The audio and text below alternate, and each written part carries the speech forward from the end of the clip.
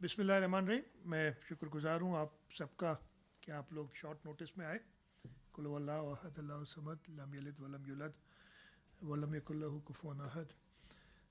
आज मैं आप लोगों से इसलिए मिलना चाह रहा था कि अभी अभी नेशनल इकनॉमिक काउंसिल की मीटिंग हुई है, उससे फ़ारिग हुए थे तो मैंने कहा कि थोड़ा अपने सूबे के लोगों को मीडिया के तवस्सुत से बता दूं कि क्या पोजीशन है सूबा सिंध की फेडरल गवर्नमेंट की इस सिलसिले में।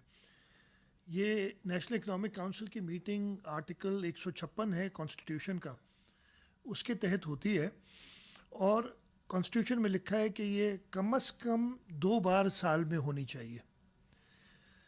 मैंने ये बात प्राइम मिनिस्टर साहब को बताई जब मीटिंग शुरू हुई कि जी ये कम से कम 2 बार होनी चाहिए, और जब से इमरान खान साहब प्राइम मिनिस्टर बने हैं, एक मीटिंग पिछले साल मई में हुई थी और ये दूसरी मीटिंग है, जबकि इस वक्त तक 4 मीटिंग से चौथी कम से 4 हो जानी चाहिए थी इस वक्त तक, लेकिन 2 हुई हैं। उससे भी पहले मैं आपको एक बार बताऊं कि ये मीटिंग इस्लामाबाद में थी रखी हुई, बल्कि मेरे तो साथी समझे कि मैं इस्लामाबाद से सीधा पहुंचा हूँ अभी, लेकिन वो आपको हकीकत बता दूं कि हुआ क्या। कल शाम को हमने जाना था इस्लामाबाद, 7 बजे का प्रोग्राम था। निसार खोड़ो साहब मेरे साथ मेंबर हैं नेशनल इकनॉमिक काउंसिल के। निसार साहब तो एयरपोर्ट भी पहुंच गए थे। वो जब एयरपोर्ट पहुंचे तो मुझे फ़ोन आया कि जी प्राइम मिनिस्टर साहब ने कहा है कि आप वीडियो लिंक से मैं ये मीटिंग करूंगा, और चीफ मिनिस्टर्स, मुझे अकेले को नहीं, सारे चीफ मिनिस्टर को कहा गया कि आप अपने अपने सूबों में रहें।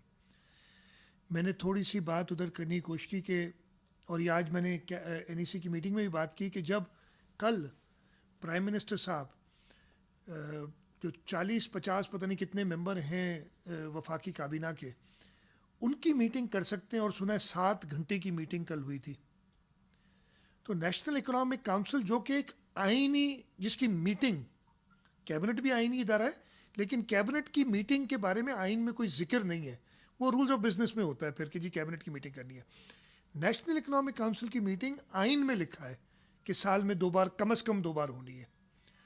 तो मैंने कहा जब वो 40-50 लोगों की मीटिंग हो सकती है तो ये 13 लोग हैं इसमें NEC में, 8 सूबों से होते हैं, हर सूबे से 2-4 प्राइम मिनिस्टर के नॉमिनी होते हैं और एक प्राइम मिनिस्टर साहब खुद उसको हेड करते हैं। 13 लोगों की ये बॉडी है।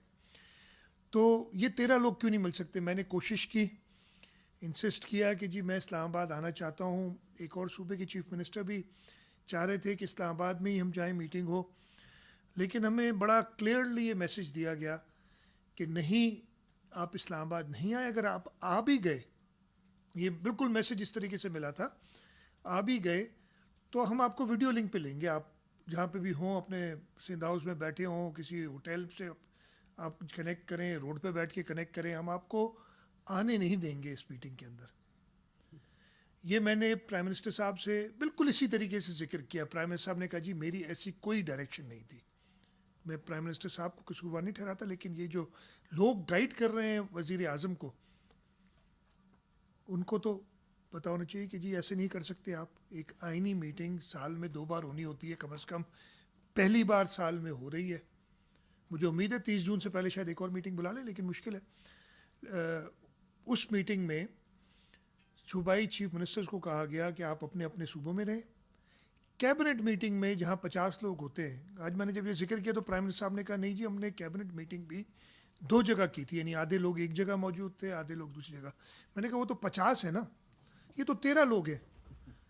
13 लोग तो एक कमरे में बैठ सकते हैं, और ठीक है अगर कोई सपोर्ट स्टाफ चाहिए वो किसी और कमरे में बैठ जाए, किसी और जगह पे वीडियो लिंक से आ जाए, लेकिन जो ऑफिशियल मेंबर्स हैं जो आइन में जिनका जिक्र है वो तो आने चाहिए थे। तो खैर ये मैंने पहला एतराज़ और अपना शिकायत प्राइम मिनिस्टर साहब को की। प्राइम मिनिस्टर उन्होंने कहा कि जी मैं ख़ुद चाहता हूँ कि ये फ़ेस टू फेस हो, अल्लाह करेगा इंशाल्लाह ताला फ़ेस टू फेस आगे करेंगे। लेकिन आज की मीटिंग तो मैं उस वक्त तो उड़ के जा नहीं सकता था इस्लामाबाद, जब उन्होंने कहा कि नहीं आप आ सकते हैं, तो बहुत ज़्यादा देर हो गई थी तब तक। मीटिंग के 6 एजेंडा आइटम थे, में से मैं सिर्फ 2 का जिक्र करूँगा, बाकी इतने इंपॉर्टेंट नहीं थे। एक एजेंडा आइटम होता है जो हर साल होता है। एक तो ये NEC है क्या चीज़, नेशनल इकोनॉमिक काउंसिल एक एडवाइजरी बॉडी है आईनी, और इसमें लिखा है कि नेशनल इकोनॉमिक काउंसिल वफाक को और सूबों को अपने इकोनॉमिक फाइनेंशियल डेवलपमेंट के बारे में एडवाइस करेगी। अच्छा, उस एडवाइस पे फिर सूबे, वो कोई पाबंद नहीं है वफाक या सूबे, एनईसी की एडवाइस पे वो सूबे अपना बजट बनाते हैं और सब कुछ। मेरे दूसरा इतराज़ यही था कि प्राइम मिनिस्टर साहब, मैंने सुना है 12 तारीख को आप बजट दे रहे हैं, 4-5 दिन में हम भी बजट देंगे अपना, तो ये हम क्यों आप 2 दिन पहले कर रहे हैं मीटिंग, वो क्यों करें ना, वो क्यों करें 2 दिन पहले क्या एडवाइस आप देंगे? और क्या, हमारी तो सारी तैयारी हो गई है, आपकी भी तैयारी हो गई है, तो एनईसी को एक मजाक ना बनाया जाए। एनईसी का मेरा ये ख्याल है कि ये फरवरी मार्च में ये वाली मीटिंग होनी चाहिए, और प्राइम मिनिस्टर साहब ने इस बात पे एग्री किया, और प्राइम मिनिस्टर साहब ने कहा कि अब हम कम से कम 2 मीटिंग्स करेंगे, वो तो खैर आईनी रिक्वायरमेंट है, और ये भी एग्री किया कि जल्दी करनी है। मैं फिर से एक बार शुक्रगुजार हूँ प्राइम मिनिस्टर का कि ये चीज़ें बतानी पड़ रही हैं, और वो बताने के बाद वो एटलीस्ट मीटिंग में मान जाते हैं, और उन्होंने वो कहा है। तो 2 जो आइटम डिस्कस होते हैं, एक कहते हैं हम एनुअल प्लान, जो 2019-20 का तो पिछले साल दिए गए थे, अब 2020-21 का दिया गया। एनुअल प्लान में होते हैं इकोनॉमी के ग्रोथ नंबर्स, कि भाई ये जीडीपी कितने % से बढ़ेगी, जो अंदाज़ा है, एग्रीकल्चर सेक्टर कितना बढ़ेगा, इंडस्ट्रियल सेक्टर कितना बढ़ेगा, और उसको बताने का मकसद ये होता है कि ताकि सूबे और वफाक बताए कि जी इकोनॉमी इस तरीके से ग्रो कर रही है, आप इस तरीके से अपने खर्चे करें और बजट बनाएं। वो पहले जब आइटम आया तो हमें बताया गया कि 2019-20 का टारगेट जो था वो था 4%, और वो होगा -0.4%, यानी ये जो ये साल है, ये पब्लिक भी हुई है, डॉक्यूमेंट कोई नई चीज़ नहीं है। इसमें मैं आपको ये चीज़ बता दूं कि पिछले साल जो टारगेट था, ये 19-20 नहीं, 18-19, मैंने आज ये रेस किया था मीटिंग में, इसलिए बता रहा हूँ। 2018-19 का टारगेट रखा था 6.2%, इसलिए कि उससे एक साल पहले 2017-18 में जीडीपी ग्रोथ थी 5.7% के करीब। 18-19 में रखी थी 6.2%। अगस्त 2018 में नई हुकूमतें आ गई। जब पिछले साल मई में मीटिंग हुई थी तो बताया गया कि जी हम बहुत मुश्किलात में थे, पिछली हुकूमतें तबाही मचा गई, जो भी एक तरीके, जो एक स्टैंडर्ड एक है बात, और इसलिए अगले साल सॉरी जो 2018-19 है उसकी ग्रोथ है 3.3%, यानी जो 6.2% की थी 3.3, किताबों में वो लिखी गई। लेकिन ड्यूरिंग द ईयर, अभी से 2 महीने पहले पता चला, 1.5-2 महीने पहले, कि वो 2018-19 की थी, वो असल में 1.9% थी ग्रोथ। अच्छा, होता है फ़र्क, इसलिए कि वो एस्टिमेट्स होते हैं ना, 3.3 की चले वो शायद 3.2 हो सकती है, 3.4 भी हो सकती है। इतना बड़ा डिफरेंस पहले कभी नहीं आया, पहले कभी भी नहीं आया, ये मैंने पॉइंट आउट किया। खैर फिर वही बातें की गई कि हमारी मईशत, हमने बड़ी बुरी हाल में थी, हमारा करंट अकाउंट डेफिसिट ये था जो स्टैंडर्ड, लेकिन मतलब आपको पूरा साल गुजर जाता है, मई के महीने में पूरे साल की ग्रोथ जो है आप इतनी गलत एस्टिमेट्स लगाते हैं। इसीलिए मैंने कहा कि जो आपके अभी के एस्टिमेट हैं कि 4% की जगह पे -0.4% होगी, ये दुरुस्त है कि नहीं है प्लीज़, इसलिए कि इस पर हम अपना बजट बनाएंगे, वफाक बनाएगी। मैंने कहा कि ये सारा के सारा जो गलत एस्टिमेट्स है उसका नुकसान वफाक को भी होता है और सूबों को भी होता है, तो हमें एस्टिमेट्स तो जो रिस्पॉन्सिबल है वो सही बनाएं। इस पे मैंने फिर इनसे कहा कि मैं आपको सिर्फ ये बताना चाहता हूँ कि ये जून 2020 में, और मैंने मीटिंग में बताई, जो कहा गया है कि इस साल की ये ग्रोथ नंबर्स साउथ एशिया में क्या होंगे, ये वर्ल्ड बैंक की एक रिपोर्ट है, उसमें मैं अब दूसरे मुल्कों की नहीं बताता, खामखा वो लंबी हो जाएगी मेरी प्रेस कॉन्फ्रेंस। बताया गया है कि पाकिस्तान की -2.6% होगी ग्रोथ, यानी 2.6% मनफी, जहाँ इधर -0.4% की जगह पे -2.6% होगी। अब ये वर्ल्ड बैंक कर रहा है, इस पर मुझे जवाब ये मिला कि जी वर्ल्ड बैंक भी वही डेटा इस्तेमाल करता है, हम ही डेटा देते हैं। मैंने कहा फिर डेटा अगर वही है फिर तो और तशवीश की बात है। तशवीश की बात है, हो सकता है, मेरे को वर्ल्ड बैंक कोई ये नहीं है कि उनके पास कोई बेहतर तरीका है करने का, हमारे पास भी होना चाहिए, हमारे पास भी वही, ये कोई रॉकेट साइंस अब रही नहीं ये चीज़ें, ये नंबर्स देना। दैट मीन्स वो कह रहे हैं एजम्पशंस पे फ़र्क पड़ता है। मैंने कहा तो आपके लोग, इसलिए कि पिछले साल आपकी एक बड़ा मसला हुआ है, जो 3.3% आपने की थी वो एक्चुअली 1.9% थी। तो इस वक्त भी मेहरबानी करके, हम चाहे वो माइनस पॉइंट नहीं, देखें कोविड की बात है, इश्यूज हैं, हम सब जानते हैं, लेकिन कहानी दुरुस्त बताएं कि ये ग्रोथ अगले साल की होगी, सॉरी इस साल की एंड ऑफ द ईयर होगी क्या। तो पहला तो मेरा यही सवाल था कि ये -2.6% वो बता रहे हैं, लेकिन उन्होंने कहा नहीं जी हमारा नंबर ठीक है। मैंने उस मीटिंग में कहा है कि जी हमारी रिजर्वेशन ज़रूर नोट कर लें कि हमें भरोसा नहीं है इन नंबर्स पे। अब हम क्या करें जी, भरोसा नहीं, लेकिन नंबर्स तो हमने वही अडॉप्ट करने पड़ेंगे जो NEC या वो इदारा हमें फेडरल गवर्नमेंट बताती है। अब आ जाएं अगले साल पे। अगले साल के लिए हमें बताया गया कि, मैं ये नंबर्स दे दूं, हाँ जी, अगले साल के लिए हमें कहा गया है कि हमारी ग्रोथ होगी 2.1%, 2.1% प्लस। अगेन जो ये वर्ल्ड बैंक की स्टडी है वो बता रही है -0.2%। जो ये स्टडी मुझे मिली थी ये जून, और है भी रिसेंट, जून 2020 की है। मैंने ये भी बताया कि जी ये है, और ये हम जो भी प्लान करें, जो इकॉनमी, इसलिए कि जैसे इकॉनमी ग्रो करेगी, फॉर एग्जांपल हम एक sales tax on service collect करते हैं, सर्विस ग्रोथ एक नंबर बताया होगा, मैं डिटेल में नहीं जाता।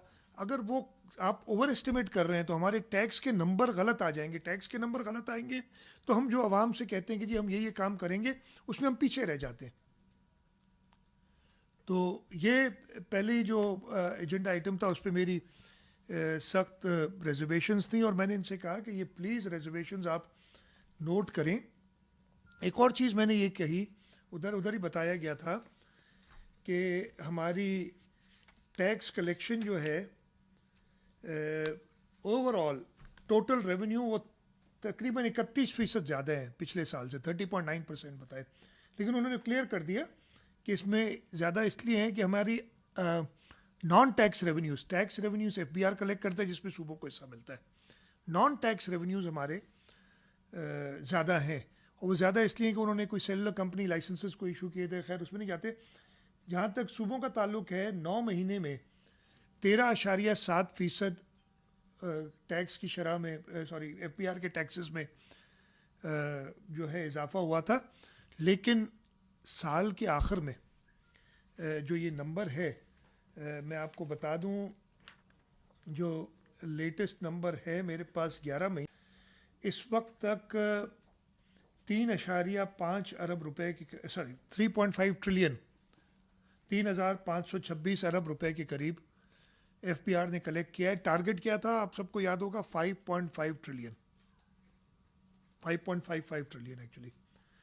और मैंने मीटिंग में ये कहा कि अभी तक हमें रिवाइज्ड नंबर कलेक्शन का नहीं, हमें अपने हमें इन्होंने कहा था कि 835 अरब रुपए देंगे, और अब रिवाइज नंबर्स में कहा गया है 606 अरब देंगे, यानी 200 और कितने हो गए, 29 अरब के करीब कम मिलेंगे सूबा सिंध को। फेडरल टैक्स के नंबर्स तो पता है, ये चीज़ मैं कई बार कह चुका हूँ, पहली बार पाकिस्तान की हिस्ट्री में हुआ था कि 2018-19 में पिछले साल से टैक्स कलेक्शन कम हुई थी। आपको याद होगा, कई बार मैं कह चुका हूँ, ये तो डॉक्यूमेंटेड नंबर है ना। मुझे लग रहा है ये दूसरी बार होगा कि शायद हमारी टैक्स कलेक्शन पिछले साल से कम नहीं हुई तो मार्जिनली शायद ज़्यादा हो।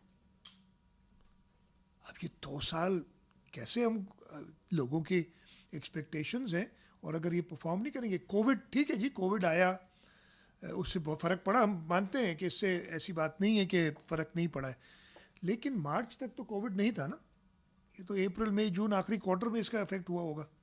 वो टारगेट्स पहले भी पूरे नहीं हो रहे थे, और अब बहाना मिल गया हर चीज़ पे, ब्लेम इट ऑन कोविड, जो चीज़ भी है जो नहीं कर सके।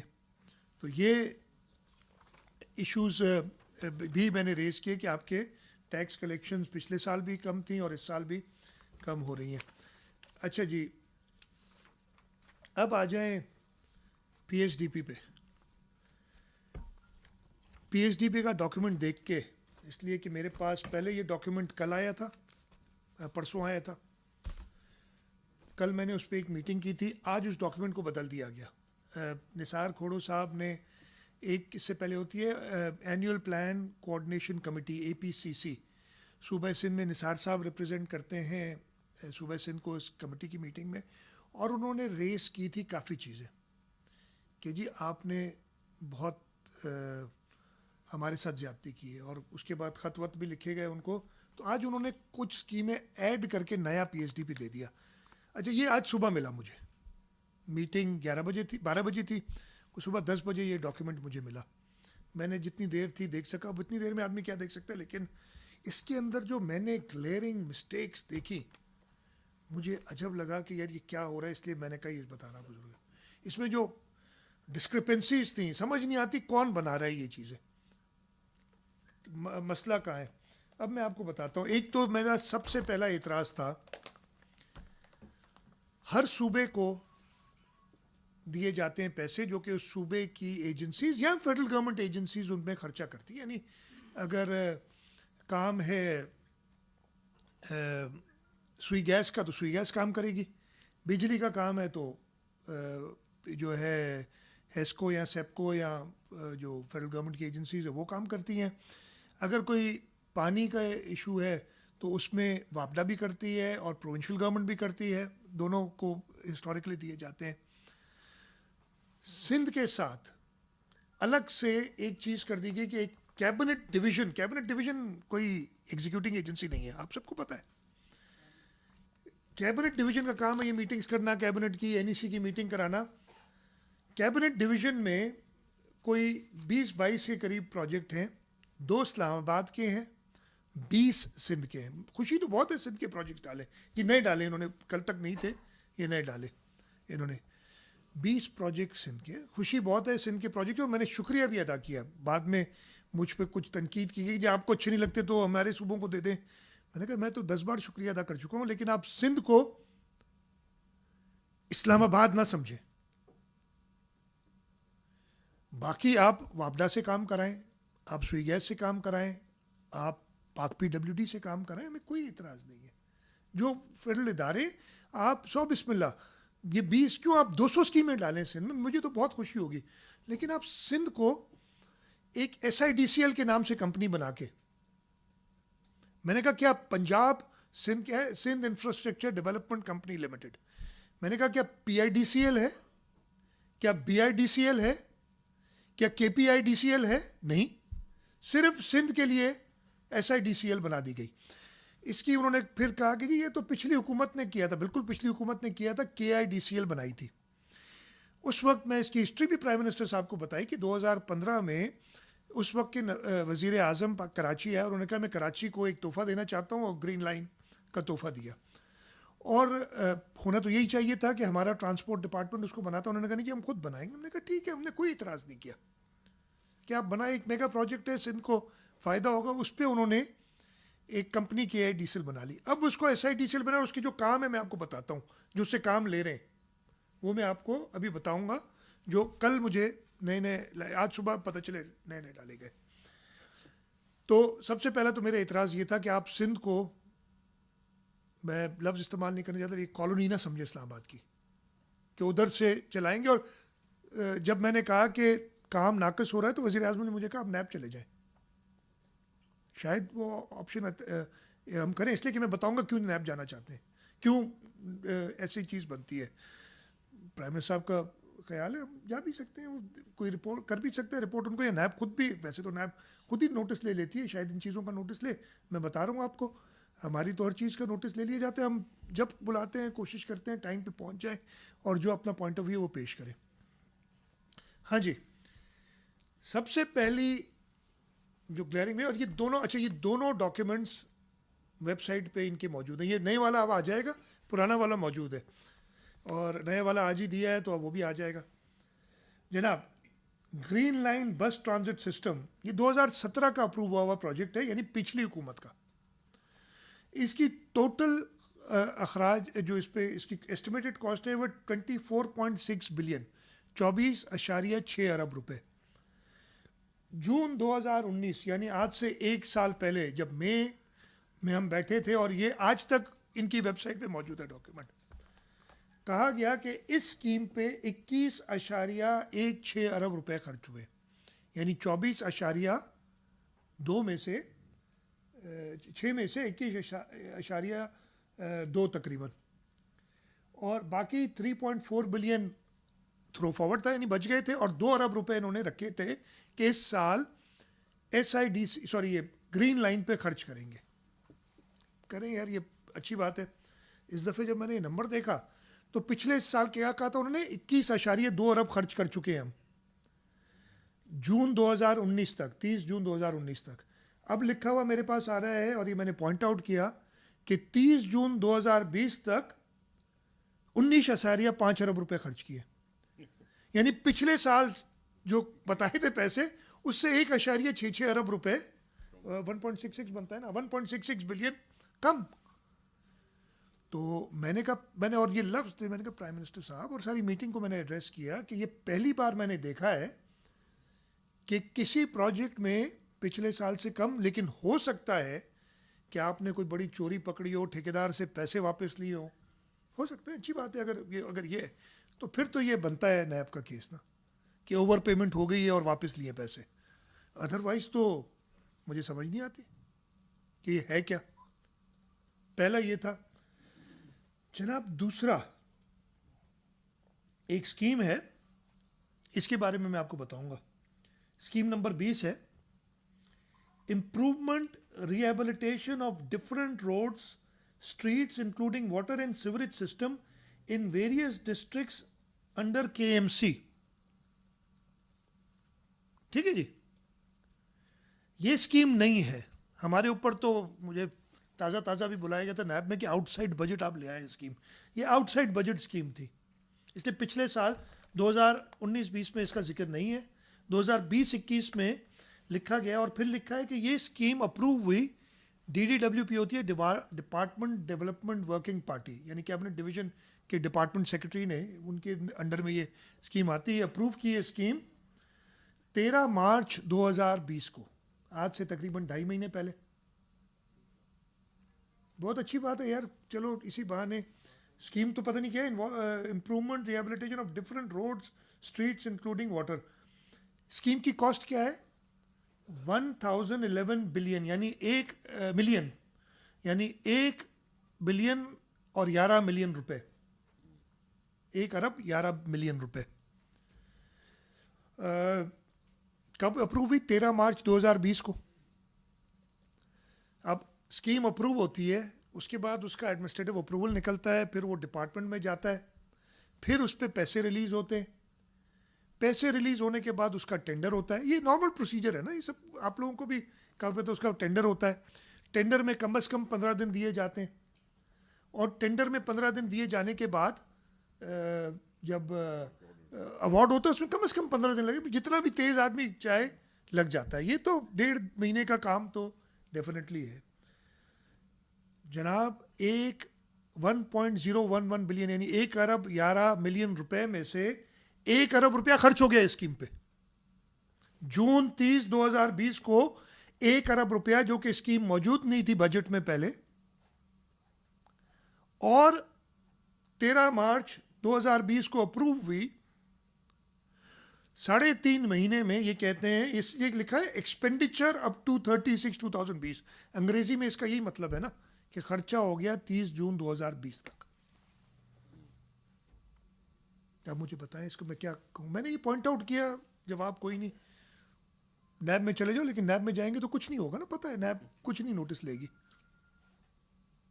ये क्लियरिंग। अब आगे चले, एक और स्कीम इन्होंने पिछली बार भी दी थी, इस साल भी है। ये तो नई स्कीम है ना, मैंने बताया 20 नंबर पर। 21 नंबर स्कीम जो है वो थी reconstruction of Mangopir road from Jam Chakro to Banaras Karachi. ये भी SIDCL बना रही है। इस स्कीम को भी पिछली हुकूमत ने अप्रूव किया था, इस हुकूमत ने नहीं किया था। मेरा एतराज़ था पिछली गवर्नमेंट के साथ, उन्होंने आखिरी दिनों में ये 25 अरब रुपए की एक प्रोजेक्ट्स बना के और की थी। वो एतराज़ था कि भाई ये आपका काम नहीं है, ये रोड बनाने हैं या कुछ करना है, अगर आपने इन्वेस्ट करना है आप दे, सिंध हुकूमत करे, चले आप कर रहे हैं। उन्होंने कहा ये बड़ा रोड है, मेगा प्रोजेक्ट हम करेंगे। इसकी कीमत थी 2.44 अरब रुपए। पिछले साल तक इस पर 1.376 बिलियन खर्च हो चुका था।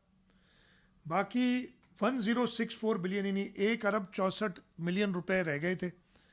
पूरे के पूरे पैसे रखे गए थे। मैं बड़ा खुश था, चलो यार पूरे पैसे, ये पिछले साल की बात है, मई 2019 की बात है। पूरे पैसे रखें, हमें कुछ पता नहीं, हमें बताते नहीं है। सूबाई हुकूमत को बिल्कुल लूप में नहीं रखते इन स्कीम्स के लिए। 1064 मिलियन में यानी 1 अरब 64 मिलियन में से खर्च कितने हुए इस साल? 192 मिलियन रुपए।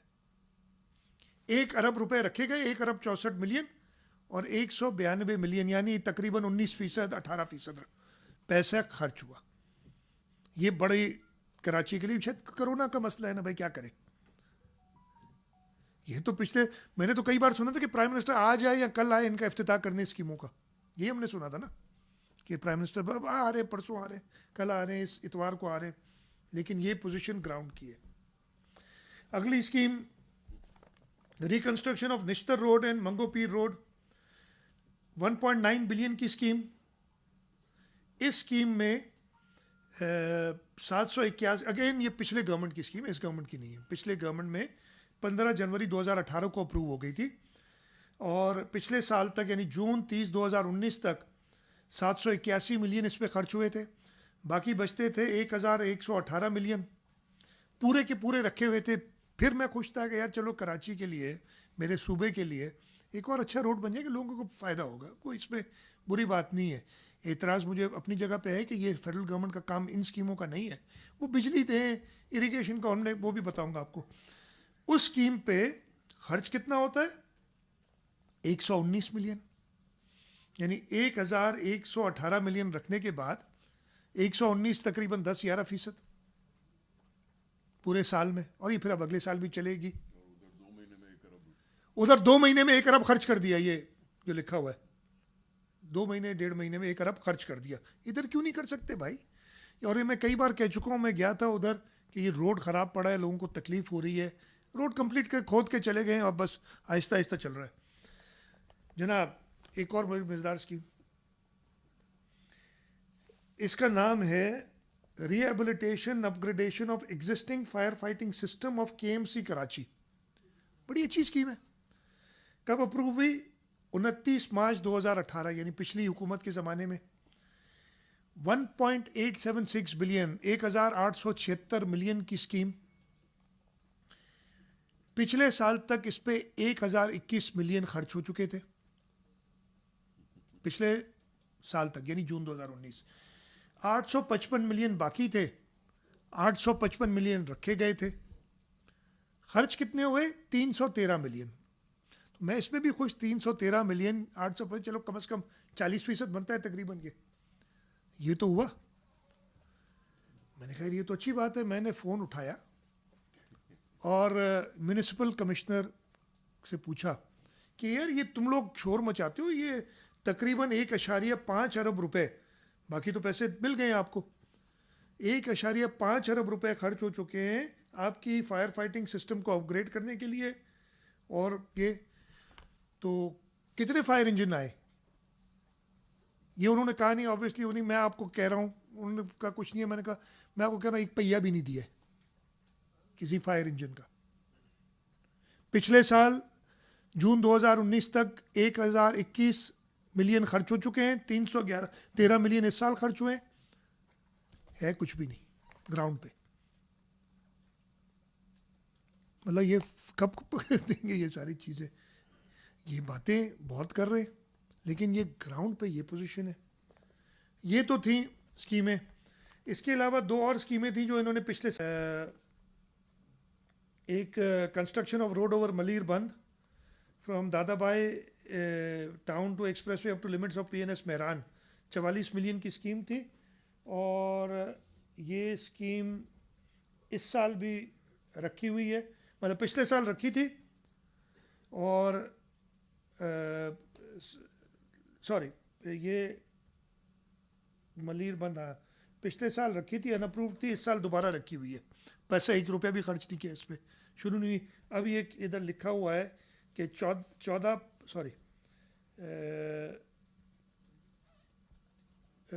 11 नवंबर 2019 को अप्रूव हो गई। तो इसको अप्रूव हुए भी कोरोना से 4 महीने पहले अप्रूव हो गई थी, खर्चा 1 रुपया भी नहीं हुआ, लेकिन उस पर 1 अरब रुपया खर्च हो गया। है छोटी सी स्कीम, 44 मिलियन, 4 करोड़ 40 लाख की स्कीम है। मेरे ख्याल 15 दिन की में आदमी घुमा सकता है इस टाइप की स्कीम को, अगर अच्छा कॉन्ट्रैक्टर हो और ध्यान से दिया जाए। 1 रुपया भी खर्च नहीं हो, दूसरी तरफ 1 अरब रुपया वेरियस स्ट्रीट्स और वाटर सप्लाई लाइन, और ये हो गया खर्च। जनाब अब इन्होंने कुछ नई स्कीमें, जैसे मैंने कहा ना, बड़ी मेहरबानी की कराची पे, और बहुत सारी, एक और भी एक construction of interchange over Malir ring road M9, ये पिछले साल भी थी, आपको मैंने याद होगा। पिछले साल अनअप्रूव थी, 1.4 अरब रुपये इसका एस्टिमेट किया था। अब इसको इन्होंने 14/5/2020 तकरीबन महीना पहले अप्रूव किया है 1.8 अरब रुपये में। अभी खर्चा कोई नहीं हुआ इस साल, पूरे पैसे नहीं रखे, 500 मिलियन रखे। उम्मीद है कि कुछ होगा काम, लेकिन ये पिछले साल की अप्रूव स्कीम है। इस साल उन्होंने मेहरबानी की, मैं गिन तो नहीं सकता इसलिए काफ़ी 10-12 स्कीमें जो उन्होंने नहीं डाल दी हैं, और ये पिछले 24 घंटे में डाली हैं, पहले नहीं थी। आज से 2 दिन पहले जब APCC की मीटिंग हुई थी, ये नहीं थी। अब इसका मैं आपको ज़रा सिर्फ बताता हूँ कि नॉमेनक्लेचर में पढ़ लेता हूँ, और फिर मैं आप मुझे बताएं कि ये क्या है चीज़ें। एक स्कीम है development scheme under prime minister's programme in Sindh, Hyderabad and Mirpur Khas division. क्या डेवलपमेंट स्कीम, कुछ नहीं पता, सूबाई हुकूमत से शेयर नहीं करेंगे। इसको इन्होंने अप्रूव भी कर दिया है 13/3/2020 को। 1.3 बिलियन की स्कीम है। यार हमें बता तो दे, हो सकता है वही डेवलपमेंट स्कीम हम भी कोई कर रहे हो मीरपुर खास या हैदराबाद डिवीजन में। दूसरी स्कीम है development scheme under prime minister's programme Larkana Sukkur and Shaheed Benazirabad, 1.8 अरब रुपये की स्कीम है। मैं वही कह रहा हूँ, हमसे सिर्फ कंसल्ट कर लें। एक तो ये काम नहीं है, प्राइम मिनिस्टर कोई बड़ा हाईवे दे हमें, प्राइम मिनिस्टर कोई हमें लाइनिंग का बड़ा प्रोजेक्ट दे, कोई डैम, बारानी डैम बना के दे जो हमें ज़रूरत है। थर में हमें जो हम बड़ी स्कीम्स कर रहे हैं पानी पहुँचाने की, वो दे। ये क्या है, various development schemes in Hyderabad and Mirpur खास लाड़काना, नाली मोहल्ले की जो है नालियाँ और पे जो क्या होते वो बनाएंगे अब प्राइम मिनिस्टर साहब के डायरेक्टिव्स पे। अब आगे देखें, और भी बड़ी मज़ेदार एक तो मुझे बड़ी अच्छी लगी थी नाम, हाँ जी ये मिल गई मुझे। Improvement rehabilitation of different roads streets including water and sewerage system in constituency of provincial assembly at district east Karachi. नाम सुने जरा, ये मैं दोबारा रिपीट करता हूँ। Improvement rehabilitation of different roads, streets, including water, sewage system and constituencies of Provincial Assembly at District East Karachi. Provincial Assembly कौन सी ये भी नहीं पता।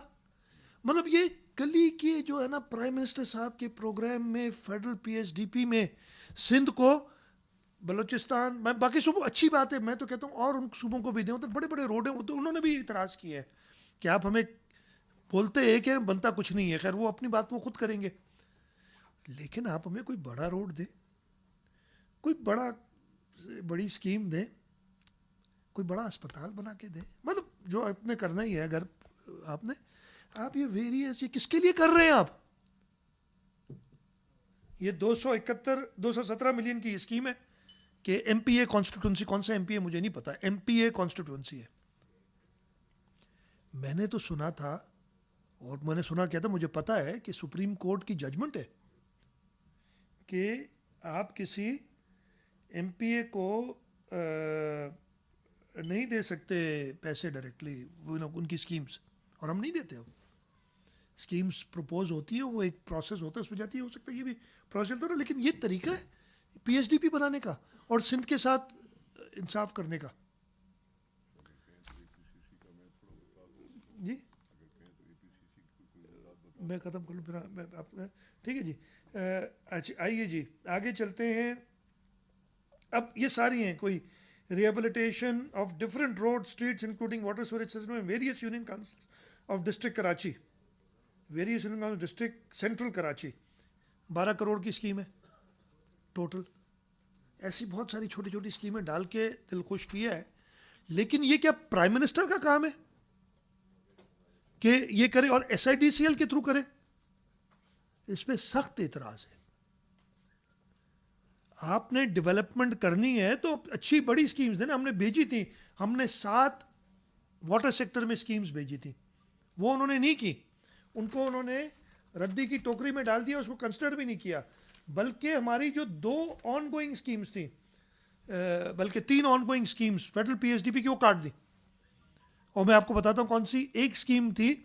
हमने अगेन ये पिछले साल भी नहीं, उससे पिछले साल आखिर में जब हम गए थे तो एक स्कीम इंक्लूड कराई थी कि जो कैनाल आता है, कौन से कैनाल का नाम क्या है, केबी फीडर, कलरी बगार फीडर जो है, केबी फीडर कोठड़ी बराज से ले आता है पानी, ये अपना झील जो हमारी है, हाँ उसकी लाइनिंग पूरी करनी थी, हमने लाइनिंग की थी।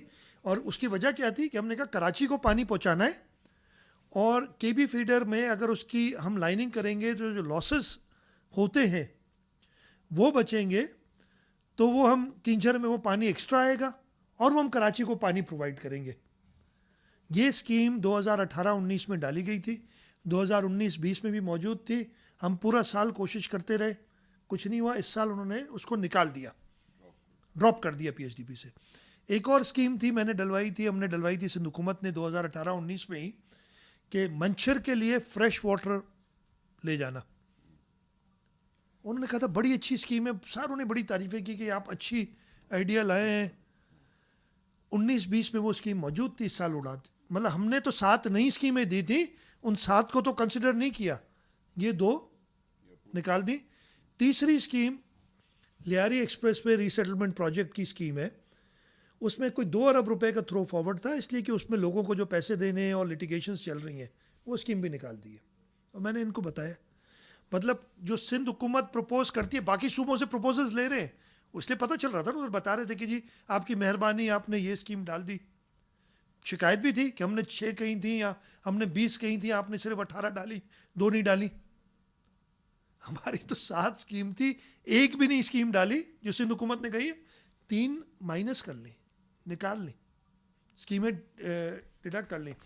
इस पूरी किताब में मैं एक एक, उन्होंने यही कहा कि जी आप तो एक एक सेक्टर बात करें। मैंने कहा मैं क्या करूं, मुझे आप बात, ड्यूरिंग द मीटिंग एक और भी बात हुई थी, खैर उसको छोड़ दो, मैं नहीं किया, मैं बता देता हूँ। हमें म्यूट कर दिया गया, ये आप है ना, हम वीडियो कॉन्फ्रेंस पे थे, मैं बोलना चाहूँ तो मेरी आवाज़ ही ना जाए, वो कुछ सुने ही ना, मैं इधर ही बोल रहा हूँ।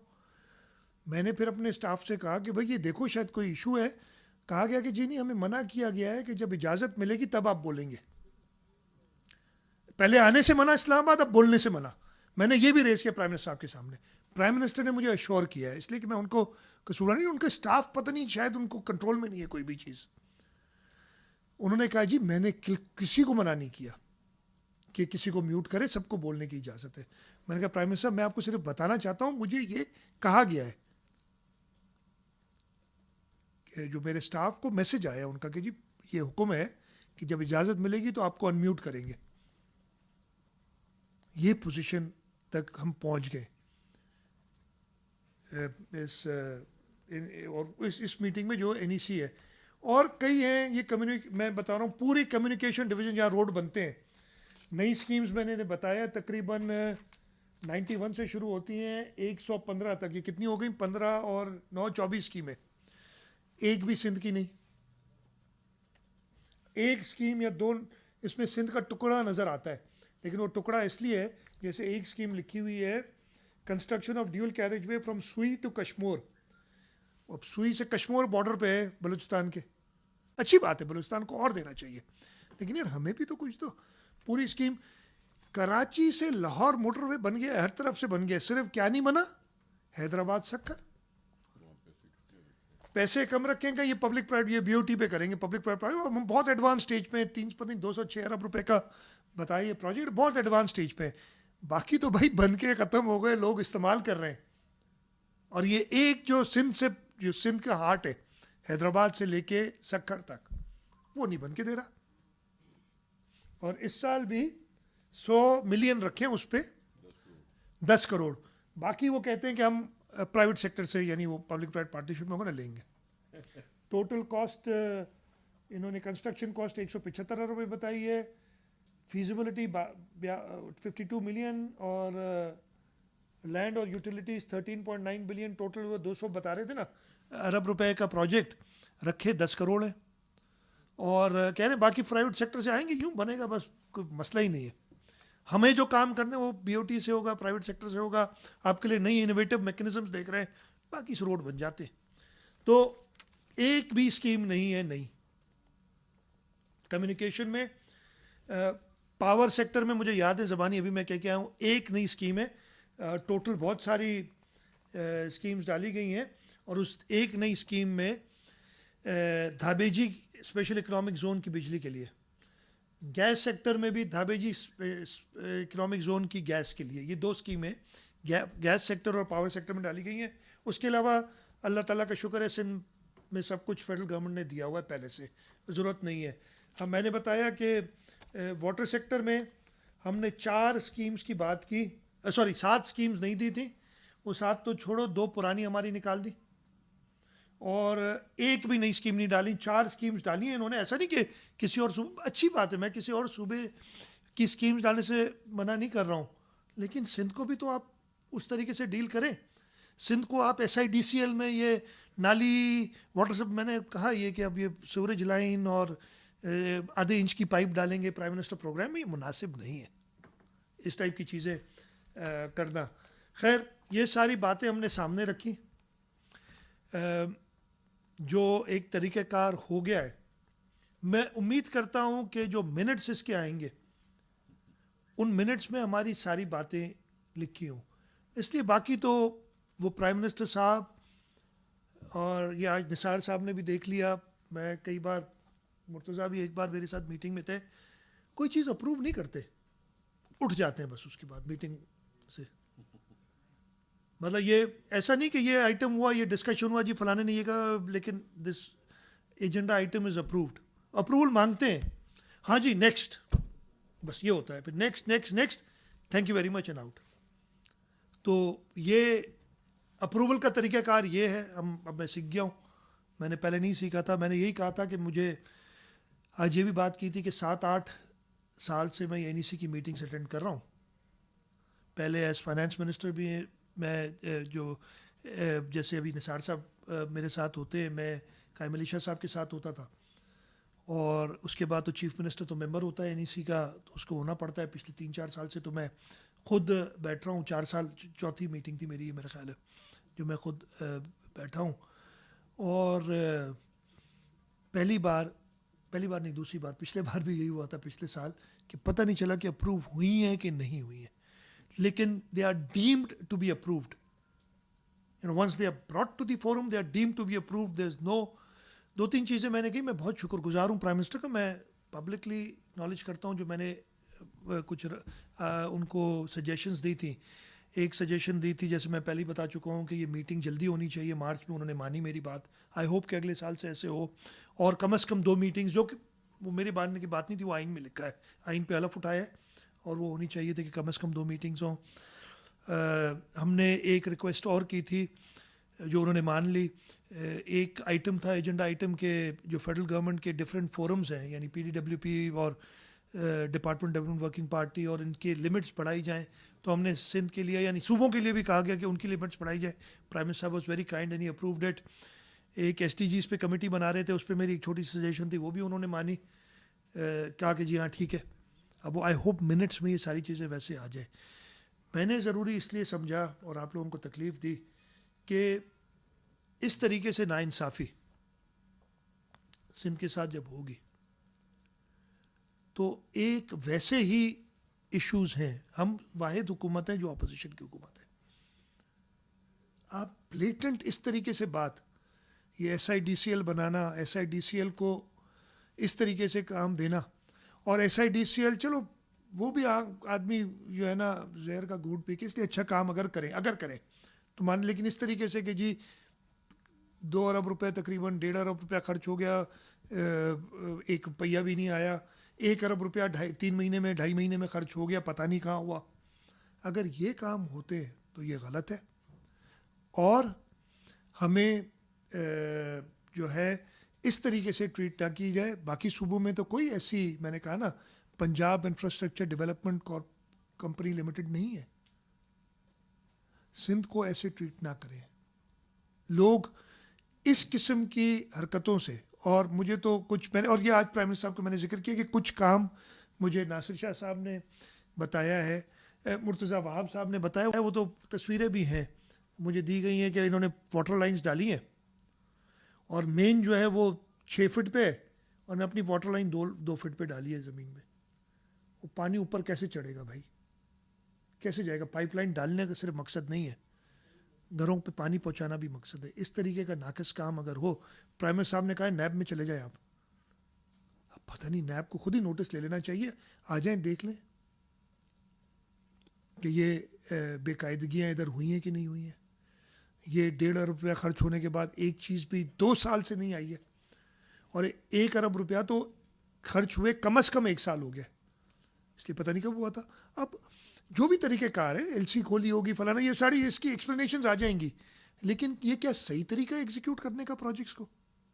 क्या आपने 1.5 अरब रुपया फंसा लिया अपना, और आपको जो जिस इदारे को आपने वो सर्विस प्रोवाइड करने देनी, आपने उसको कुछ नहीं दिया। ये कुछ गुजारिशात थी जो मैं रखना चाहता हूँ। ये अपने असेंबली की तकरीर में और आगे, जैसे ये तो मैं बता रहा हूँ, मुझे सुबह 10 बजे मिली है, 12 बजे से मैं तकरीबन 5:30, 5:15, 5:30 तक मीटिंग में बैठा रहा हूँ। तो उधर ही मीटिंग में जो मैंने बैठ के और नोट्स लिए और बात की है, और इसमें और भी चीज़ें अभी मिलेंगी और इंशाल्लाह ताला उनको भी आपसे जिक्र करेंगे।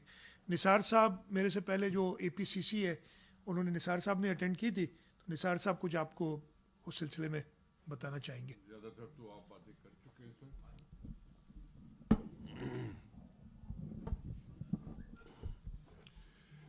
ये APCC की मीटिंग से पहले ये मैं बता दूं कि ये NEC की मीटिंग 8 तारीख को होनी थी, फिर चेंज किया गया प्रोग्राम कि 10 तारीख को होगी, और APCC की मीटिंग 6 तारीख को हुई थी, शायद सैटरडे था। मैंने और कोई बात वहाँ नहीं, लेकिन मैं आपको सिर्फ बताना ये चाहता हूँ कि बहुत सी प्रोजेक्ट्स होते हैं जो वफाकी हुकूमत की फंडिंग से वफाकी इदारे ही काम करते हैं,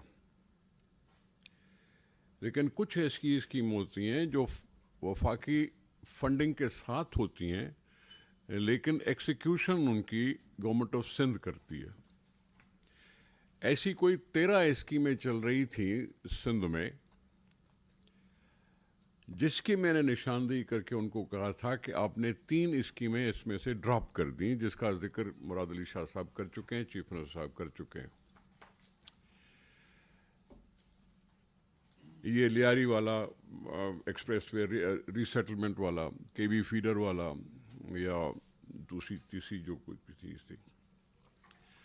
मैंने उनसे यही कहा था, उस किताब में जब हमने देखा था एनुअल प्लान के किताब मुहैया की जाती है, उसमें बहुत सारी डिपार्टमेंट्स जो वफाक से हों या जिससे भी हों, उसमें न्यू स्कीम्स रखी गई थी। ये नहीं है कि बिल्कुल नई स्कीम नहीं रखी वफाकी हुकूमत ने अपने उस PSDP में। तब मैंने सवाल ये किया था कि जब इतनी सारी न्यू स्कीम्स रख रहे हैं आप, तो फिर सिंध की प्रपोज्ड वो वाटर सेक्टर में 7 या 9 स्कीमें आपने क्यों नहीं रख रहे हो? हम इरिगेशन के स्कीम्स बना रहे हैं जिसमें एग्रीकल्चर को इम्पिटस मिलेगा, उनको फ़ायदा होगा, आप वो इस तरह से रद्द करके भेज दिया आपने, क्यों? कोई जवाब नहीं था नई स्कीमें उठाने का। ये भी मैं आपको बता दूं कि आज ये सीएम चीफ मिनिस्टर साहब ने जो ये 20 स्कीमें बताई हैं आपको, जो एक कंपनी से बनाई जा रही हैं, उसका जिक्र एपीसीसी में नहीं हुआ था। जो 6 तारीख को मीटिंग हुई उसमें इस चीज़ का कोई जिक्र ही नहीं था। ये आज ही हमारे पास इंफॉर्मेशन पहुंची है जिसमें इतनी सारी स्कीमें प्राइम मिनिस्टर साहब के नाम पर वफाकी हुकूमत ने कंपनी को मुयस्सर किए कि आप बैठ के बनाएंगे, जिसके ऊपर हमारी कोई जो भी एतराज़ात हैं, मैं समझता हूँ गैर मौजूद एतराज़ात नहीं हैं, क्योंकि ये दूसरे सूबों में ऐसा नहीं है। सिर्फ सिंध में है एक ख़ास इम्तियाज़ रखा गया कि सिंध को किसी कंपनी के हवाले करें कि वो बनाए। आज हम सिर्फ सिंध इंफ्रास्ट्रक्चर डेवलपमेंट कंपनी कहते हैं, कल उसको कोई और नाम भी दिया जाएगा। जो स्कीमें चल रही हैं इरिगेशन की, माइनॉरिटीज और माइनर्स और ये डिस्ट्रीब्यूटरीज की, 2008-9 से चली हुई स्कीमें, इतने सारे पैसे खर्च किए हुए बाकी थोड़े पैसे रहते हैं। 1 अरब रुपया रहा या कुछ रहा, उसमें कितना दिया? 50 मिलियन, 100 मिलियन। इस तरह से अगर 100 मिलियन करें और उसमें 2 अरब रुपए का एक थ्रो फॉरवर्ड हो, तो ये फिर आपकी जो माइनर्स और डिस्ट्रीब्यूटरीज की जो स्कीमें हैं जिसको पक्का करने की कोशिश की जा रही है, वो कितने सालों में पक्का होंगी ये आपको अंदाज़ा हो जाना चाहिए। यहाँ 2002 से चला हुआ एक बड़ा सा मंसूबा है जिसको कहते हैं आरबीओडी, जो बलूचिस्तान का पानी उठाता है, आता है, मंशर में गिरता है, मंशर से फिर आगे बढ़ता है। उसके लिए साईं आपके कागजात में लिखा होगा, उसमें 100 मिलियन, 10 करोड़। कितना टाइम लगाएगा इस आरबीओडी को? शायद मेरे बच्चों के बच्चे शायद देख सकें कि वो उसको समुद्र तक जाने का मौका मिले, लेकिन हमें अपनी ज़िंदगी में मुकम्मल होता हुआ नहीं देख पा रहे हैं। जगह इतनी अलोकेशंस कम होंगी तो ये बात। साईं मुराद अली शाह साहब ने बड़ी मेहनत की पिछली एनएसी में। जामशोरो सेवन रोड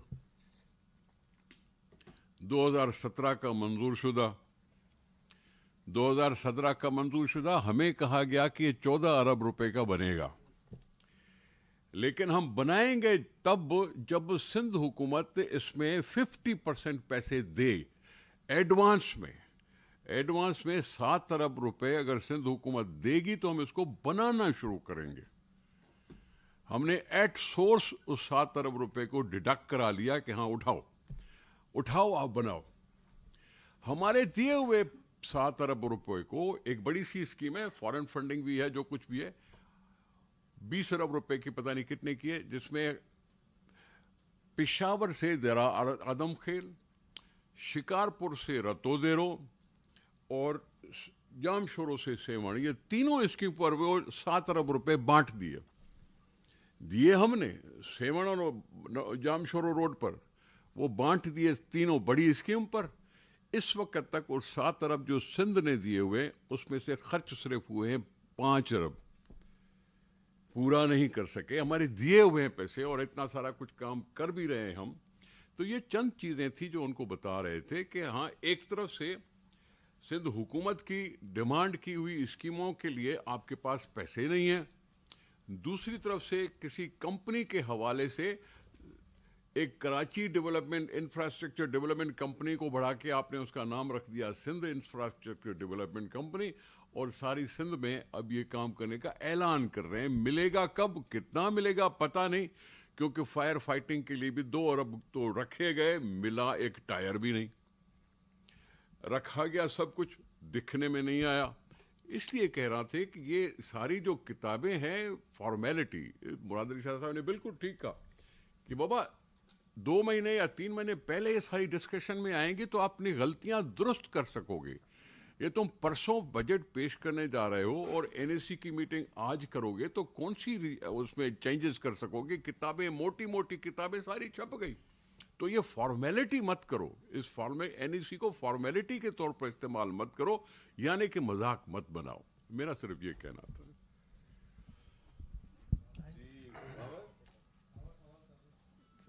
ये माइक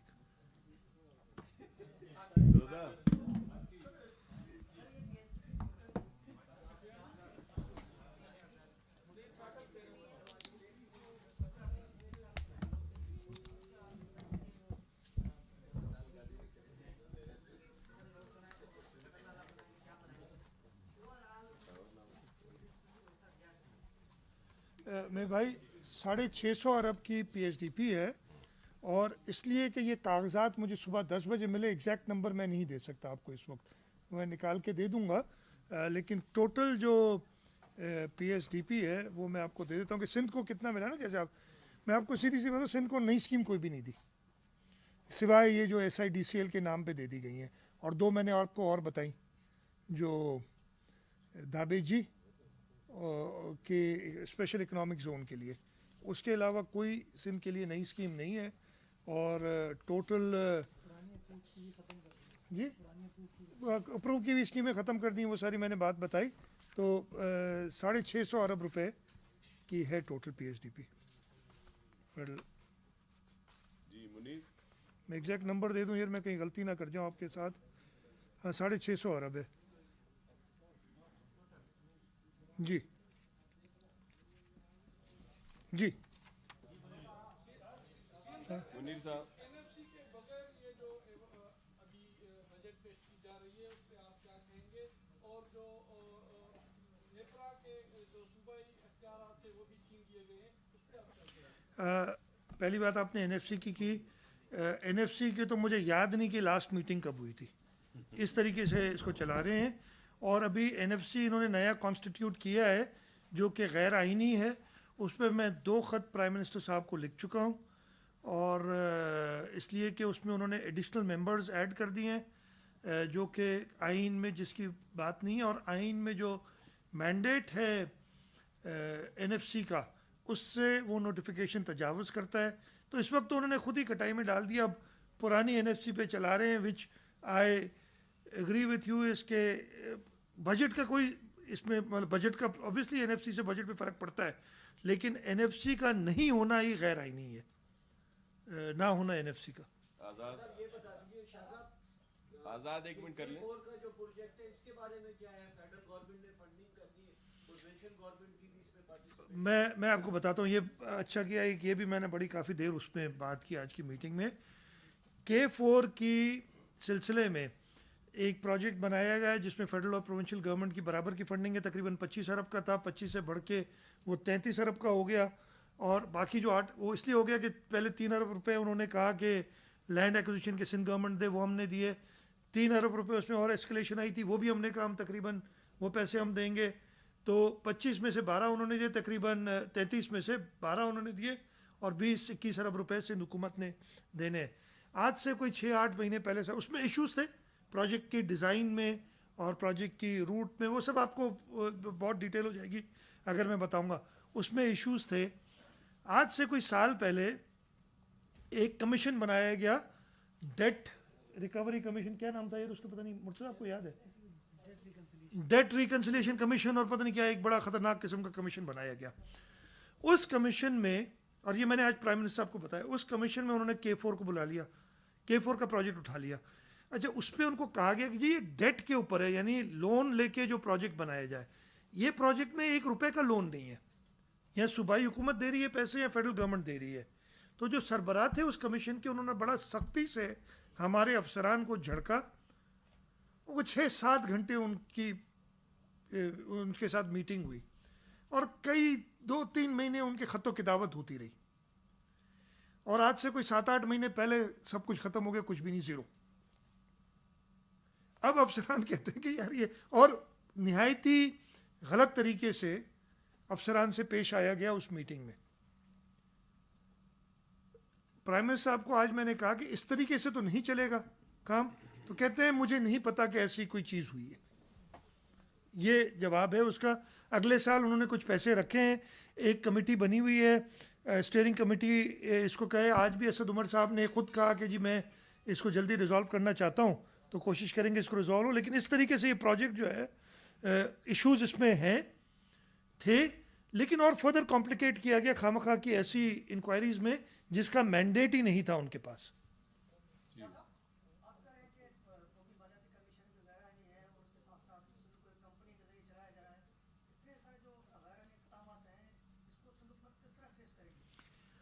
भाई हम फेस कर रहे हैं, आप लोगों की मेहरबानी है कि आपके थ्रू हम इस मुल्क के अवाम, इस सूबे की अवाम को ये सारी नाइंसाफ़ियाँ बता रहे हैं कि क्या क्या नाइंसाफ़ियाँ हो रही हैं सिंध के लोगों के साथ।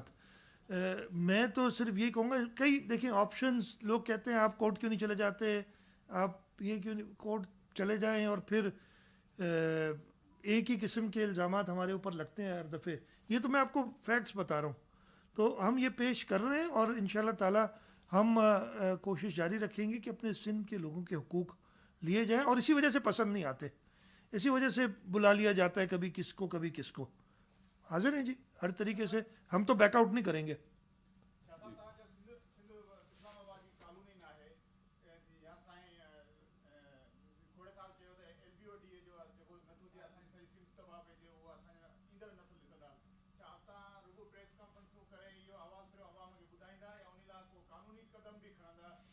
मां हिन सवाल जो हींअर जवाब मां तव्हांखे हींअर इन सवाल जो जवाबु ॾिनो। असां जेके ॿिया ऑप्शन्स आहिनि उन्हनि खे ॾिसी सघूं था, पर असां तव्हांखे पंहिंजी लिमिटेशन ॿुधाई आहे।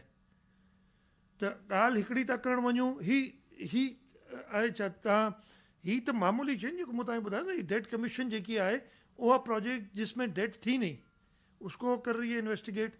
ये सारी चीज़ें लोग देख रहे हैं, और ये जो सेंस ऑफ डिप्रिवेशन आएगा छोटे सूबों में, ये बहुत ख़तरनाक होगा।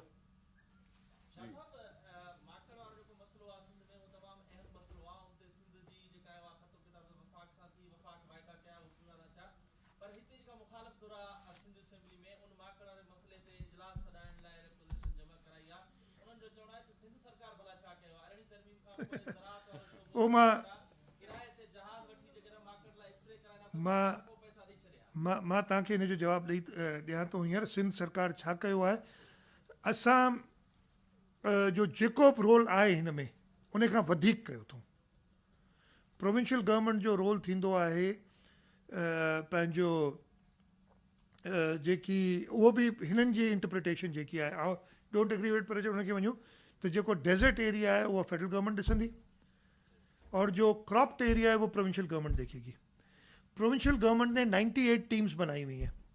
हमने बहुत ज़्यादा प्रोक्योरमेंट की, गाड़ियाँ खरीदी हैं, स्प्रेस खरीदे, और हम इमीडिएटली एड्रेस करें, और मेरे पास सारा रिकॉर्ड वो जो उनको भी बता देंगे जब चाहेगा, उनको परेशानी है। जहाज़ खरीदने तक हमने कोशिश की, बट अनफॉर्चुनेटली एक सूबाई हुकूमत नहीं कर सकती वो काम। हाँ, हमने ये ज़रूर किया है कि जो फेडरल गवर्नमेंट का जहाज़ था पिछले साल, मुझे अच्छी तरह याद है, उसके तेल के पैसे भी मैंने दिए, और उसके फर्टिलाइज़र के उस ये जो पेस्टिसाइड के पैसे भी मैंने दिए। मैंने कहा मतलब सिंध हुकूमत ने, मैंने अपनी जेब से नहीं दिए, हमने दिए, ये सिंध हुकूमत ने किया है। ये जो देखें इस वक्त जो भी अपोजिशन की पार्टीज़ हैं सिवाय MMA के और TLP के जो सूबाई असम्बली में हैं, वो इस वक्त हुकूमत में भी है, फेडरल गवर्नमेंट में।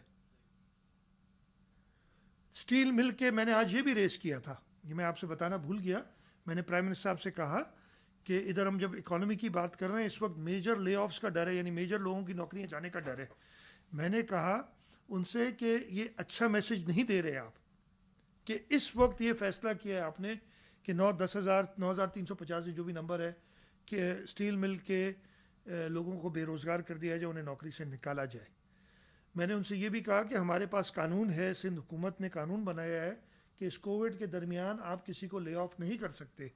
मैंने कहा आप सिग्नल क्या दे रहे हैं?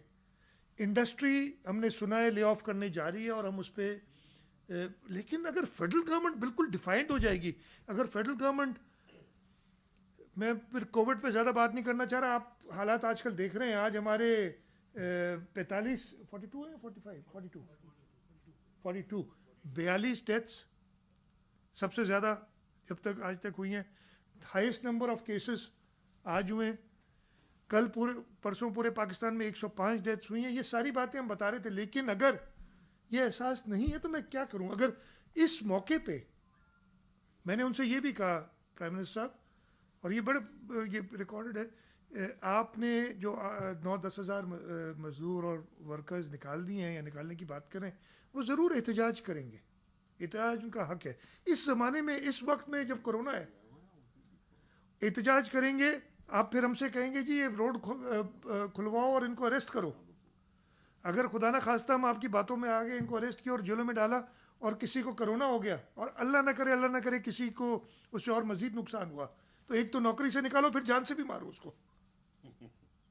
ये बातें मैंने की हैं आज, लेकिन उन्होंने एक्सप्लेनेशन ये दी कि स्टील मिल इतने दिन से बंद पड़ी है, बड़ा नुकसान हो रहा है हुकूमत को, बाकी सारी चीज़ें बहुत अच्छी चल रही हैं।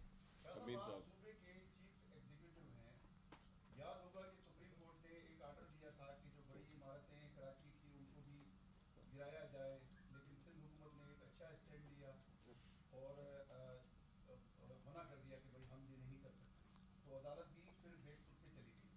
अब जैसे कोविड का मसला चल रहा है, इसमें सुप्रीम कोर्ट ने हिदायत दी कि मार्केट जो है वो ओपन की जाए, तो सिंध हुकूमत क्यों खामोश रही? आप बहैसियत सूबे के चीफ एग्जीक्यूटिव अदालत क्यों नहीं गए?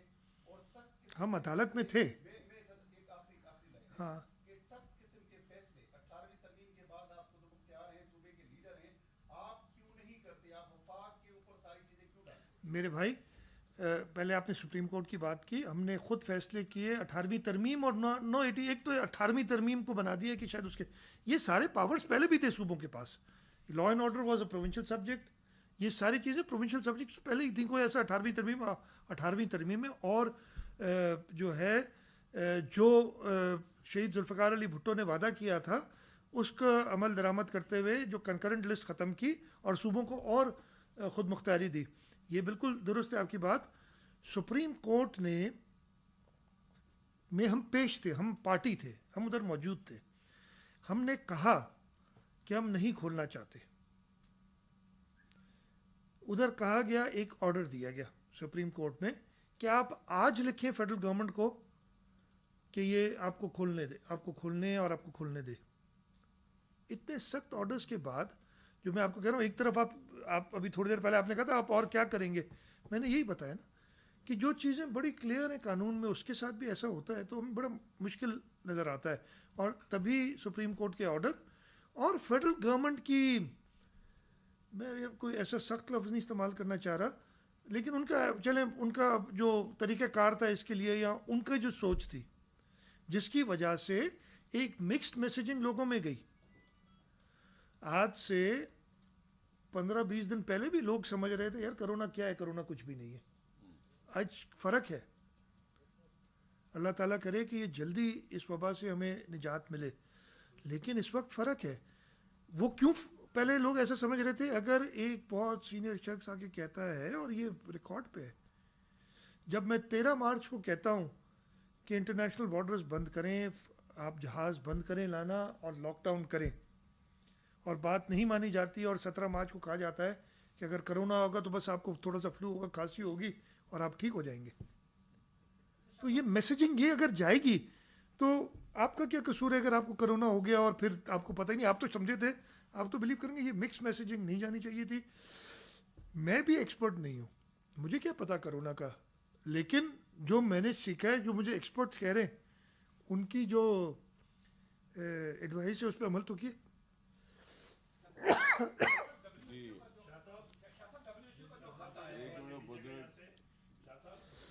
हुकूमत आपसे बहुत कुछ सीख गई है। जैसे लॉकडाउन में अरबों का राशन आपने बांटा और किसी को पता भी नहीं चला। 91 करोड़ रुपए आपने कुत्तों की तादाद कम करने के लिए लगा दिए और एक कुत्ता भी कम नहीं हो सका। सेहत में आपने 12 वर्षों में अरबों रुपए लगाए और ठट्टा में वो मासूम बच्चों के लिए एम्बुलेंस नहीं हो सकी। आप और विभाग एक ही लाइन में चल रहे हैं। मेरे भाई थैंक यू वेरी मच, आपने ये बहुत हमें बातें बताई। मैं पीछे से शुरू करता हूँ, जो आपके आखिरी सवाल था।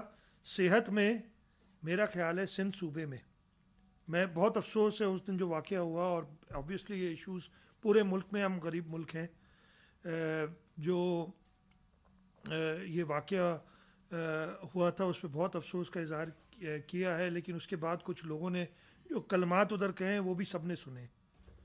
आप भी थोड़ा सा माजरत के साथ शायद उसी लाइन पे जा रहे थे, लेकिन आप महज़ब तरीके से आपने सवाल किया। शुक्र है कि वो नहीं थे मौजूद इधर, नहीं तो पता नहीं मेरी क्या रिएक्शन होती है उस पर, अगर आमने सामने मेरा ऐसा सवाल होता। सेहत के हवाले से हमारी बाकी तीनों सूबों से बहुत ज़्यादा बेहतर कारकर्दगी है। ये कोरोना में देख के नज़र भी आ गई सामने।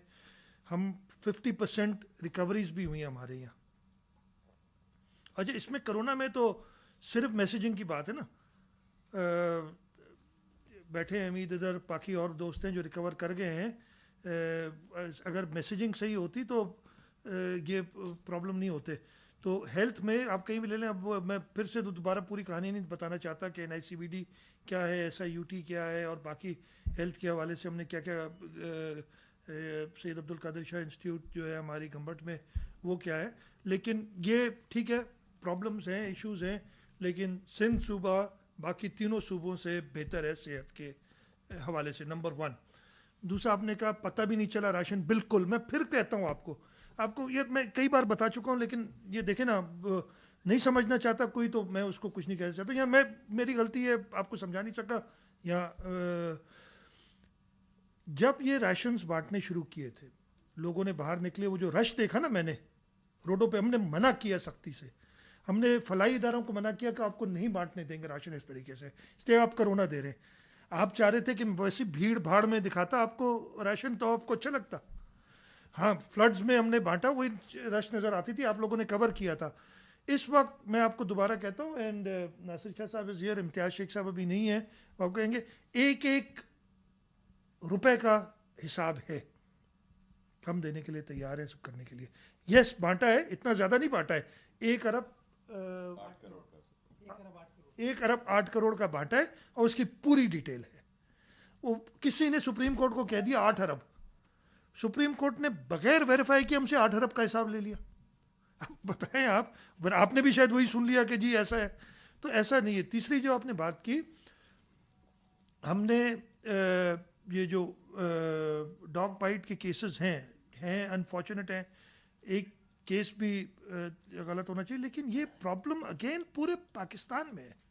इसको आप सिंध के साथ, और ये मुझे बड़ा अफसोस भी हुआ है, एक दो लोगों ने जो बातें की हैं कि अल्लाह ताला की मखलूक है कुत्ता, लेकिन उसको डेरोगेटरी वर्ड्स में इस्तेमाल करते हुए और इंसान को कहा गया है, ये कोई अच्छी बात नहीं है, और मैं यही कहूँगा कि इसको ना सपोर्ट करें। मुझे उनका और सवाल था ना, 1 रुपया भी खर्च नहीं हुआ, कोई प्लान ही नहीं है जो हाँ, आप मुझे बता रहे हैं लोकल गवर्नमेंट मिनिस्टर, अभी 1 रुपया भी खर्च नहीं हुआ है। आपको पता नहीं, ये नंबर ना, ये सुने सुनाए पे ना यकीन किया करें, खासतौर पे मीडिया में ना किया करें, बिकॉज आपकी लोग आपकी बात दूसरे लोग भी मानते हैं। बाकी ये लोग जो करते हैं, पता है ये झूठ बोलते हैं, तो इनकी इतनी नहीं, लेकिन अगर आप जैसे लोग कहेंगे बात ना, तो फिर वो थोड़ी गलत हो जाएगी।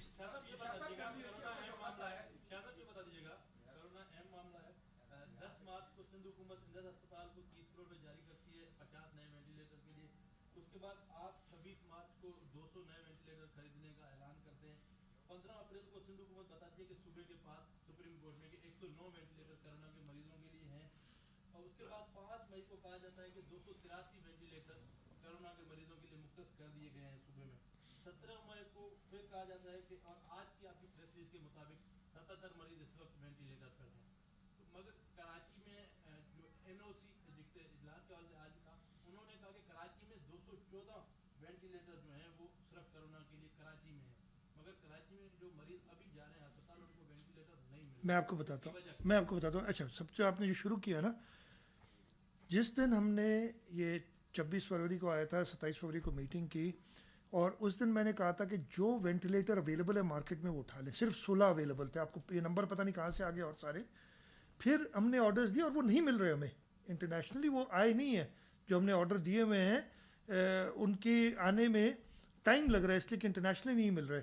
फेडरल गवर्नमेंट से भी कल तक हमें कोई वेंटिलेटर नहीं मिला था। हाँ, पाइपलाइन में, ये मैं नहीं कहूँगा, उन्होंने मदद की है, NDA में देती रही है हमें चीज़ें, लेकिन वेंटिलेटर कल तक कोई आया नहीं था।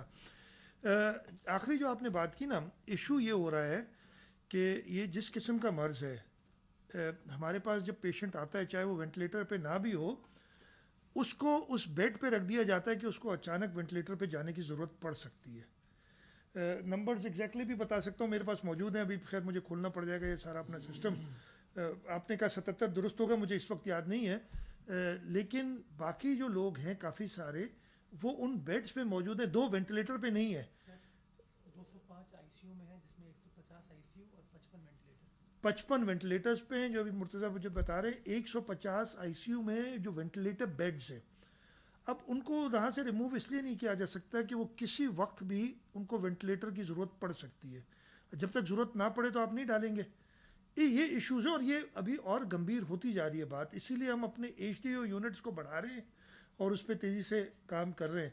ये हमने कहा था पहले भी कि जी हमें ये प्रॉब्लम आएगी और हम इसीलिए चाह रहे थे, और चाहे जो कुछ भी कहे, मैं ये बता रहा हूँ कि आप जो सिंध के लोगों ने हमारा साथ दिया, कराची के लोगों ने हमारा साथ दिया, हमारी और मेरी बताई हुई नहीं, जो एक्सपर्ट्स ने बात कही थी कि जो एक लॉकडाउन करो, मतलब दोनों मुझे समझ नहीं आती। फेडरल गवर्नमेंट एक तरफ कहती है कि लॉकडाउन नहीं करना चाहिए, लॉकडाउन का हम मुतहम्मिल नहीं है लॉकडाउन के, ये आता है ना लफ्ज़, नहीं है लॉकडाउन के, और फिर कोई और सवाल करता है कि जी आपने तो बड़े अच्छे स्टेप लिए, हमने कहा कि हमने बड़ी जल्दी लॉकडाउन किया। ये दोनों चीज़ें हो नहीं सकती।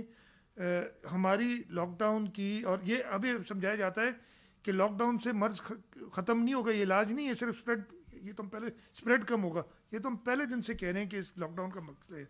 और वजह क्या है कि हम चाह रहे हैं कि अपनी मेडिकल फैसिलिटीज़ को बढ़ाया जाए। अगेन उधर प्रॉब्लम क्या हुआ, जैसे मैंने आपको बताया कि हमने ये जो आपने नंबर्स बताए गालिबन दुरुस्त है, मुझे एग्जैक्ट नंबर्स इस वक्त याद नहीं है, हमने ऑर्डर किए, हमें मिल नहीं रहे हैं।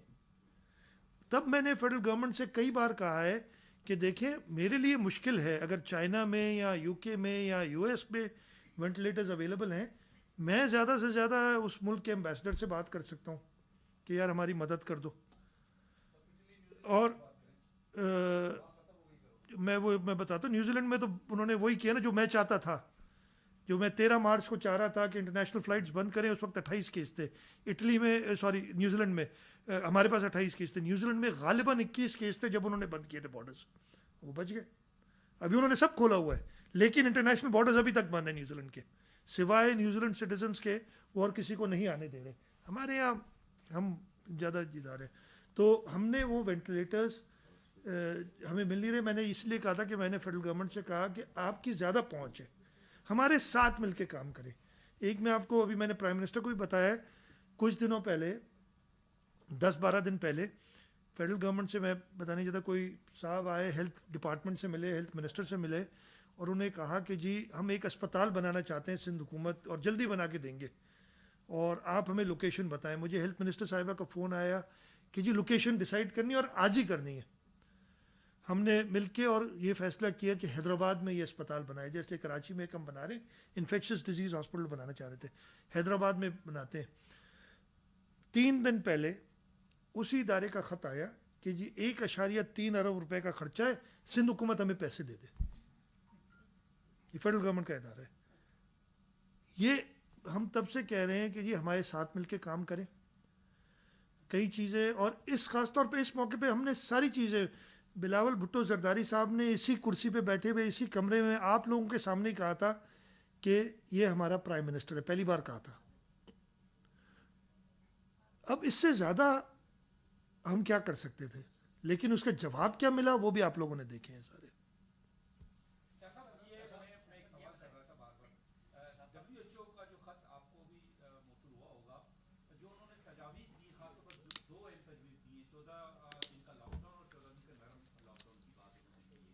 तो क्या अब भी आप वफाक की तरफ देखोगे जो कमेटी में फैसला होगा, या आप क्योंकि जो सूरत गंभीर शक्ल इख्तियार करता जा रहा है, आप उसके मुताबिक अपनी एक मुकम्मल बनाएंगे? मैं, बड़ा अच्छा आपने सवाल किया। WHO के जो कंट्री हेड हैं, उनका नाम ज़रा मुश्किल सा है, वो आए थे, श्रीलंकन नेशनल है, वो आए थे कोई हफ्ता या 8 दिन पहले, 8-10 दिन पहले मेरे पास आए थे। हेल्थ मिनिस्टर साहिबा और मैं थे, हम उनसे मिले और हमने उनसे रिक्वेस्ट की कि आप हमें पहले भी गाइड करते रहें, अब ये जो माहौल है इसमें आप हमें गाइड करें कि क्या करना चाहिए। ये ख़त उसी का सिलसिला था कि हमने कहा था कि आप हमें बताएं। ख़त हमें मौसूल हुआ, वो मैंने सुना है वो बाकी हुकूमतों को भी उन्होंने वो ख़त दिया है।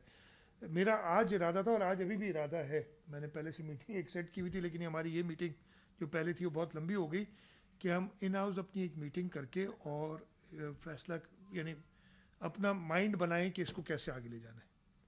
और इंशाल्लाह ताला हम साथ मिलके बैठ के, बिलावल साहब की भी हमें यही हिदायत है कि आप लोग देखें इन जो डायरेक्शन या जो सजेशंस हैं या तजावीज़ हैं WHO की, उन पे कैसे आप अमल कर सकते हैं। तो उस पर हम यहाँ आज या अगर ज़्यादा देर होगी तो कल सुबह मैं मीटिंग कर लूँगा ताकि उसको हम वे फॉरवर्ड देखें। सरकारी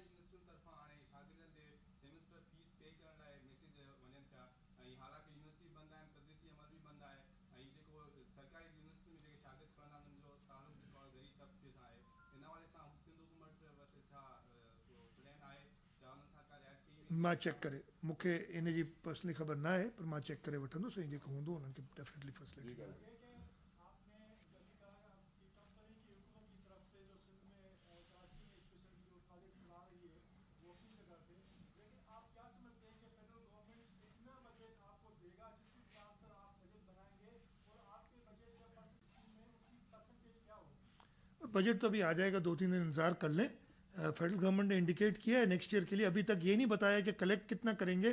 जैसे मैंने बताया, या पता नहीं बताया कि नहीं बताया आपको भी, कि 835 अरब रुपए इस साल देने थे, और उनका रिवाइज नंबर हमारे पास कुछ 4-5 दिन पहले आया कि 606 अरब देंगे इस साल, जो रनिंग ईयर में। तो 200 और कितने अरब बनते हैं वो शॉर्ट होंगे इस साल। अगले साल मैं नंबर भूल गया हूँ, दिया है 771 अरब है या क्या है, वो देंगे। बजट आ जाएगा, कुछ दिनों में पता चल जाएगा। दुआ करें। शाह साहब ये बताएं कि स्टील मिल जो है उसके लिए जमीन सिंध ने दी थी, अब स्टील मिल की निजकारी हो रही है, तो क्या वफाक सिंध की जमीन को बेचने का हक रखता है?